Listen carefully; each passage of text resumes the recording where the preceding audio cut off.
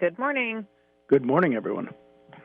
I don't know if you can hear Maria when she starts her Dairyland varieties, but she said she wasn't sure what day it was. And I saw something on Facebook yesterday that said, there are no more days of the week. There's only yesterday, today, and tomorrow. It's kind of what it feels like. That's true for a lot of people, especially those that are at home and sheltered in place. But for those people who are out there providing essential services to our community, believe me, they know what day of the week it is because quite a few of them are actually working extra days of the week every week. Yeah. So let's talk about changes to solid waste. Did I hear that some of the transfer stations weren't open right now? No, that's not correct. So okay. That's part of the reason I wanted to be on the air today. When we set up this time several weeks back, that was before the coronavirus was an issue, and the plan was to tell everybody about all the stuff we got going on and in preparation for the Home and Garden Show and everything else. Well, that's very different now because we've had to cancel all of our events, all the things we use volunteers for, things like the Home and Garden Show are canceled. The recycle shacks in Rockaway Beach, Garibaldi, and Bay City have been closed. Okay. All three transfer stations are open. Every transfer station has recycling possibilities. Also, the recycling depot at City Sanitary's lot on 11th Street in Tillamook is still open. But there's no trash activities there, never have been. And their office is closed to the public, but the recycling depot is still open. But we're really trying to encourage people with the recycling to take them to the three transfer stations. That's where we're much better equipped to handle the quantities of materials that come in and also be able to direct people to put things in the correct places. Sure. And on that note, I also like to say the transfer station, so Tillamook Transfer Station is open every day from 8 until 4. Manzanita Transfer Station is starting this next weekend, we're actually shifting to summer hours, which means we'll be open every day, we'll be open Thursdays through Mondays, 10 until 4 every day. And Pacific City Transfer Station is also shifting to summer hours. So they're open 9 to 4 on Fridays, Saturdays, and Mondays. And starting this weekend, they'll also be open on Sundays from 1 till 4. So part of what we're trying to do, the weather's a little bit better.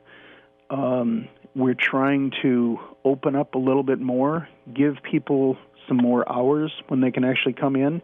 That cuts down on the, intensity of possible interaction people have when they go to the transfer station. They can space themselves out a little bit more easily. Sure. I saw on your Facebook page you had some, tips on how to keep everyone safe when you're coming to the transfer station or you're recycling. Can you talk about those, or do you want me to list them off? If you would list them, that'd be great, because I don't have that in front of me. Not a problem. It talks about bagging all landfill trash, especially items like to use tissues because it's easier to keep those away from critical service employees. Keeping all recycling clean and loose, it's easier to handle in the sorting lines. Making sure to remove food and liquid residue. Empty all liquids because liquids can carry viruses and bacteria, and then splash onto people when the canisters are emptied. And wipe and disinfect all cart handles and lid or anything that you touch. I've been driving around with a container of Lysol wipes so that I can use them in my car and use them when I, go to the grocery store or whatnot. Yeah, and that's really important, and especially you think of your garbage can, that's where you put things at the end of life when, it's really magical. You put it out at the edge next to the curb, and this truck comes by, and like magic, it disappears.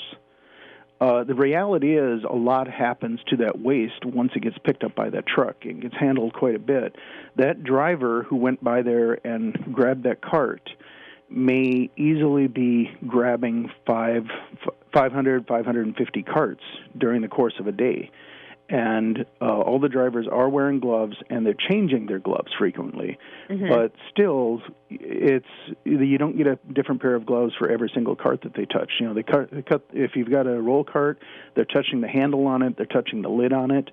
There is that potential for contamination going around. Those carts get picked up In the United States, more than 290,000 people work in the solid waste industry. A lot of those are on that front line, picking up garbage at the curb, picking up your recycling, and then sorting that afterwards. So putting your trash in plastic bags is a really important step in making sure that it doesn't, spread around. We've got a lot more tissues being thrown out these days.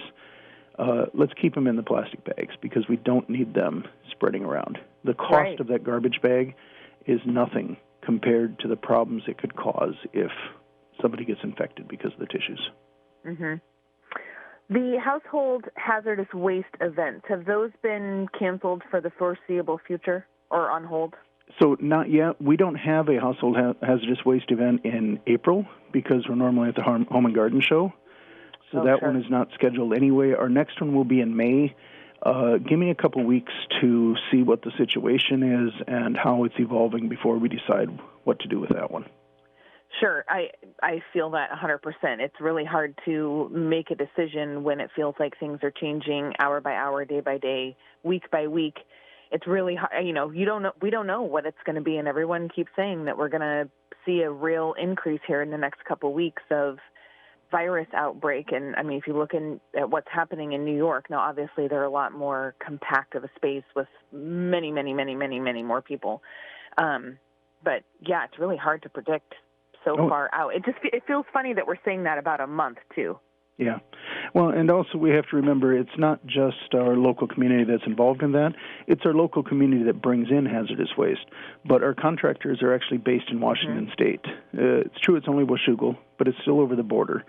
And Washington State was hit much harder, much earlier than Oregon was. And, they've had a lot of the same issues. So we don't know what restrictions they may have as well. And that's why I say let's wait a couple of weeks and we'll figure out. Yeah. Where we go. Have you been on the county calls that are happening or the emergency calls that they had over the last couple of weekends? Have you been participating in those? So I've been able to listen into the last few that they've had. I think the first one that I listened into was the one when they discussed closing all the boat launches and rentals throughout the county. I was just curious if you're providing, I mean, I know you're listening because I'm listening to them as well. I was just curious if you had been participating, if the county's reaching out to obviously the solid waste is a department, but if you're a part of those conversations about what's closing and whatnot. Well, the solid waste department is a division of Public Works. Therefore, we're represented on those calls by the Director of Public Works, Chris Leahy. And if there's any changes in the solid waste areas, he gives those updates on those. It's tough enough to have a call with 20, 30 people on it. We don't need an extra 40 chiming in. I know, it's funny, the first call that they did where they did close everything, they hadn't figured out how to mute people yet. And so and I know you heard it, there were a couple people that did not have their phone muted, and so then it would cut out what somebody else was saying. And then I noticed the second call they had, when I called in to listen, it said, your phone has been muted. And I was like, oh, cool, they figured it out. Wow. We're all working at different times now, aren't we? Yeah. Yeah, it'll be very interesting to see how this things change as we move forward and what the new normal will be. Right. I'm going to take a quick break and talk about Clark's Plumbing. Do you know one of those do-it-yourself kind of guys? They're always telling you to do it yourself. Well, sometimes that isn't the best solution. You're in luck whether it's a leaky faucet, a complete bathroom remodel, or maybe replacing that septic system. Do yourself a favor. Call Clark's Plumbing. They're professionals. They'll get the job done. Anything, new installations, upgrades, that stopped-up drain, you name it, they can do it. So the next time you hear do it yourself, do yourself a favor and call 842-5105. That's 842-5105 for the professionals at Clark's Plumbing. I'm talking with David McCall this morning. We were talking about solid waste. I assume your offices are closed to the public as part of the county closures? That's correct. Is that an accurate statement? That's correct. Okay. So do you want to give your phone number if people want to call in and have a question about a transfer station or something? Yeah, sure. I'll give you my cell phone number because, obviously we're not answering the office line. My cell phone number is 503-812-8507. Okay. And I also realized I forgot to bring up, so what I mentioned is, all three of our transfer stations are currently operating under full capacity at all hours. We do have a contingency plan in place that takes into account what happens if we have to quarantine or somehow lose staff due to, as things develop. What we have committed to is, we've got a plan. It's Plan A right now, Plan B, Plan C, Plan D, as things evolve. We are committed to keeping all those three transfer stations open on a regular basis. So it could be that if we are missing staff or, staffing is quarantined due to, an outbreak or something, that we have to cut back on hours. But it is a public health issue why we have those transfer stations there and why they remain open to the public. So even if we'll update you if it ever comes to that. But if it does come to that, we have to reduce hours so that we can move staff between different locations. The reason we'll do that is so that we can keep those different locations open. Sure. We don't want people. It's okay to hang on to your recycling for a couple of weeks. It's not like wine or fresh vegetables that the quality is going to change because it's in your closet for another week. Right. But your trash, you don't want to have trash sitting at home for months on end because that just creates another public health issue. Right. And like we said, I have city sanitary service there. As far as I know, they're still coming around. I've got a letter saying that they're not reducing their services in any way other than the office is now closed to the public. So if you use those services, they're still operable and the transfer stations are open, as you said, on summer hours. Correct. And anybody that has garbage service, I really encourage them to use garbage service, but also use things like bill pay or online payment options. So that I know a lot of people like to go in to the office, drop off their check, to pay their bill and chat a little bit with the people behind the counter. At this time, it's really important to minimize contacts everywhere and just, keep it at a minimum. I believe that all of our haulers have set up like a Dropbox type of thing so that people can drop in payments. But, it's just a whole lot easier if you can do it online and not have to get out. Really interesting situation now because we are such a social society, and like you said, people like to go into offices and drop off a payment so they can see people they know and chit-chat for a second, and to have that just stop completely has been so weird to deal with. Yeah. Well, I'll also tell you it's interesting because at all of our transfer stations, we've also, and not only the transfer stations, but also the garbage haulers, are very strictly adhering to the new rules we've got in place, where if you were wearing gloves before, you're now double gloved. And so you've got 2 layers of gloves there, and you're swapping out that outside one fairly regularly.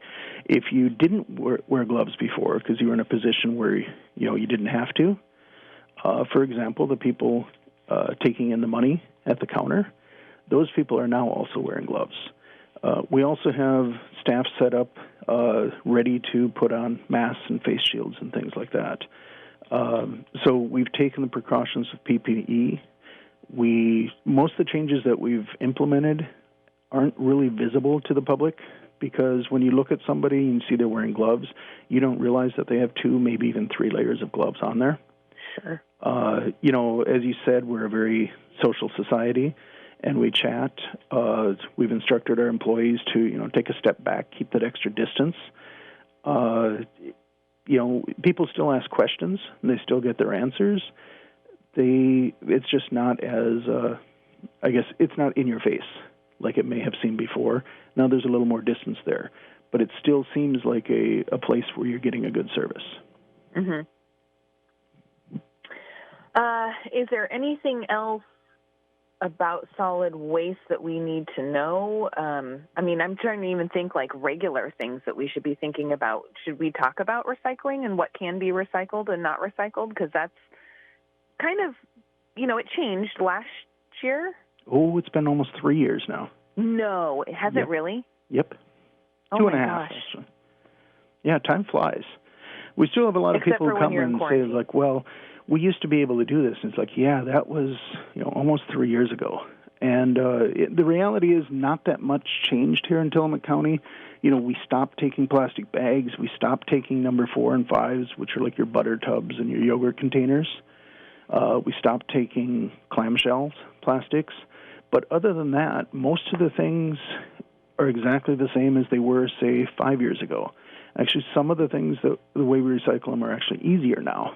We don't have to separate glass by color, for example. Mm-hmm. That changed, 5, maybe 6 years ago. Recycling is an important thing to continue doing. I mentioned that there are over 290,000 people in the U.S. working in the solid waste industry. Now, to deal with 1 ton of recycling versus 1 ton of either raw materials procurement or trash handling, it takes 8 times as many people. That means if we stop recycling across the country, there are going to be a lot of people out of work very quickly. Yeah. The more we recycle, the more jobs we actually have there. And recycling keeps on going month after month after month. When you get your newspaper in the mail every week, you're getting it every week, not only in the summertime or the wintertime. When you, junk mail that comes in your mailbox, I'm sure you've noticed it comes in every single day. Not a day goes by when you don't get some junk mail throughout the entire year. Your plastic bottles and your laundry jugs and things like that.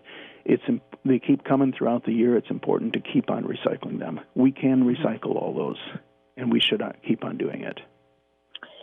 Yeah, and we at my house we have been recycling for I don't even know how long, years and years and years.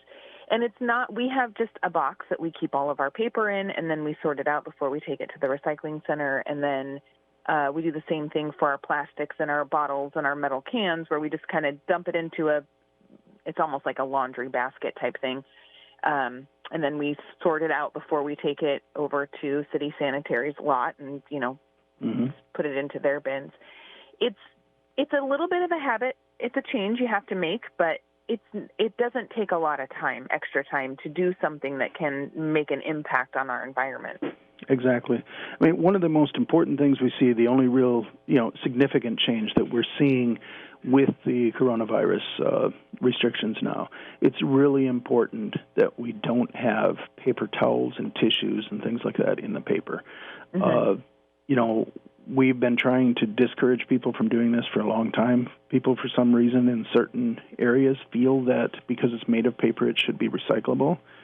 Even though no one should be recycling their used tissues.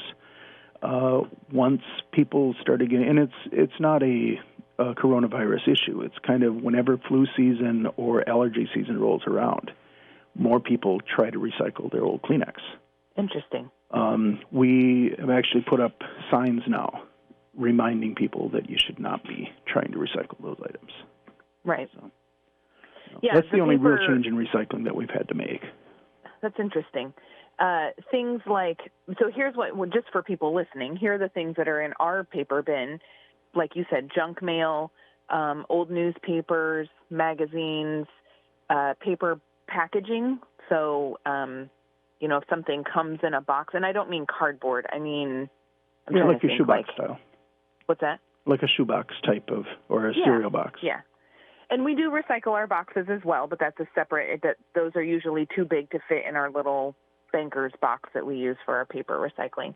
And then when that gets filled, after like 2-3 weeks, we sort it out by magazines and newspapers and junk mail, and then it goes in the bin over at City Sanitary.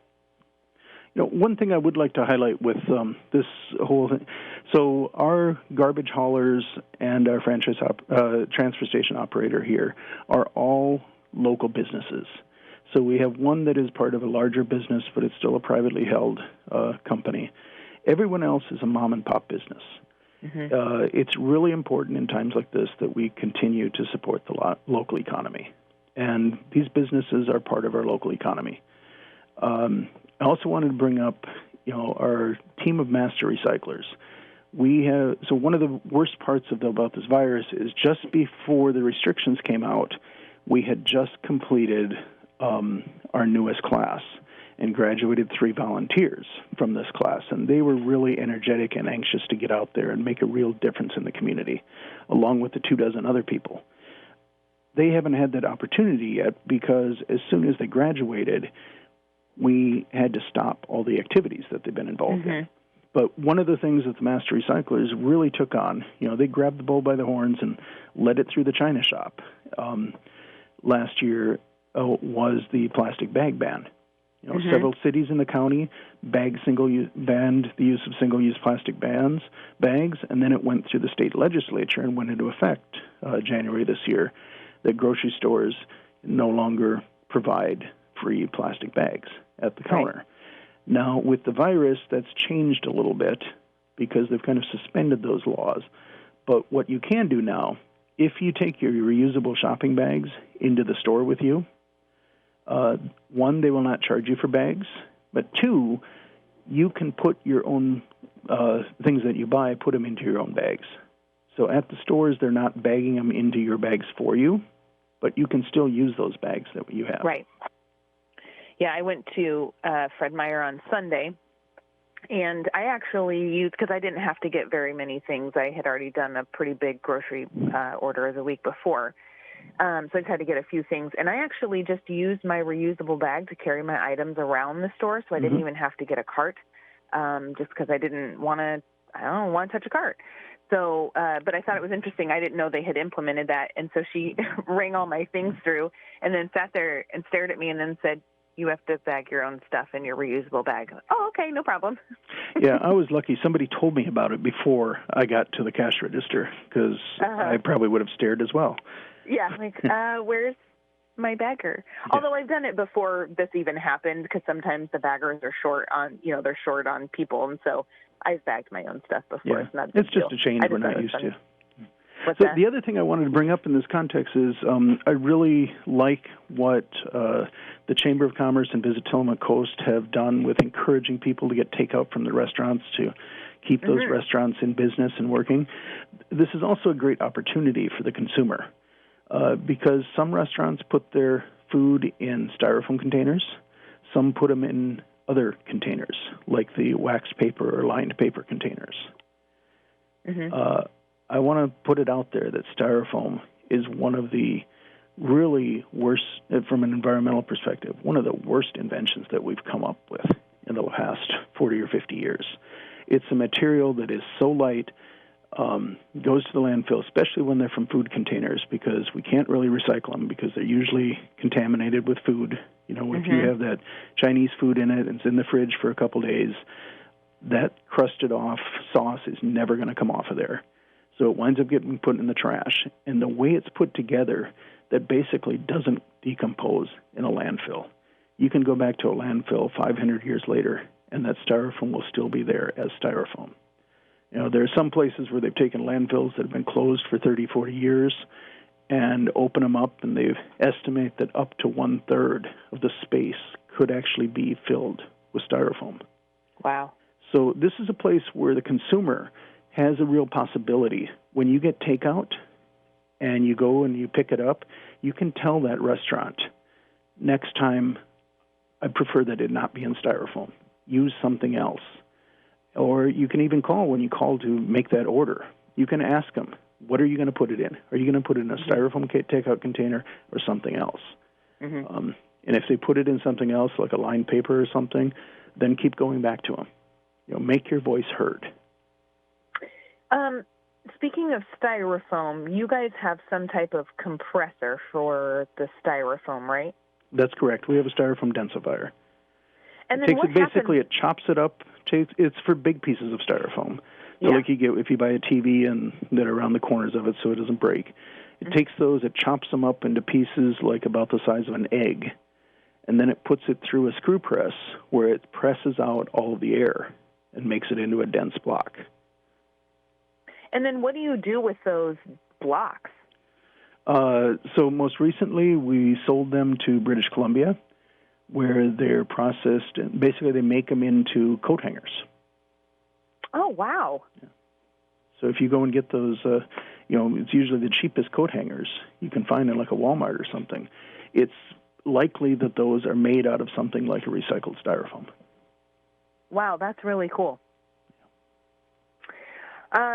We only have like a minute left. Is there anything else real quick you want to mention? I just want to remind everybody that stay safe. We're going to get through this, and we're going to keep on recycling. Just keep our sanity. Reach out to your neighbors and your friends. Little kids love to watch the garbage truck going by. They can still stand in the window and wave at that garbage truck driver, even when they're quarantined at home. Mm-hmm. So let's look. It's a great community we're in. Let's look out for each other and really stick up for each other. Yeah. I also want to say I've seen on Facebook and Instagram, nobody local, I've seen some from other parts of the country, but, it's really cute for your kids or you to leave a little thank you note for them because they are out there when they're considered an essential service, and so they don't have a choice. They have to be out there. So a thank you note, I think, and some appreciation go a long way. Yeah, rain or shine, wind or sleet or hail, it's not just the mail carrier. It's also the people picking up your trash are out there. Yep. Hey, thanks for calling in this morning. Hey, thank you for the opportunity. Absolutely. I want to go through a few things that are happening throughout the county. As a reminder, schools are closed right now through April 28th. All school districts are providing free meals for kids under the age of 18. That is all kids ages 1 to 18. Tillamook School District is delivering 5 hours after the normal morning bus pickup time. So if your child gets picked up at 7:15, they would get their lunch delivery around 12:15. They are asking that kids stand out at the stop a few minutes before the scheduled time. They are delivering lunch and breakfast for the next morning, and it is also available at the high school from noon to 1 for pickup. Neocani is offering grab and go lunches. You need to look at their Facebook page for the schedule of deliveries and stops. I have not looked to see if that's on their website. I probably should. You can also call them at 355-2222. And Neospaca is currently offering food delivery, but you need to sign up on their website using the registration form at the top of the page. Registered parties will receive an email and or a text stating the delivery time. Their phone number is 503-392-4892. And I want to remind everyone that Safeway is restricting hours for their most vulnerable shoppers from 7 to 9 a.m. on Tuesdays and Thursdays. And Fred Meyer is restricting their hours for the most vulnerable from 7 to 8 Monday through Thursday. David, thanks again for calling in. Hey, thanks again for the opportunity. Sure. And thank you, Tillamook, for listening.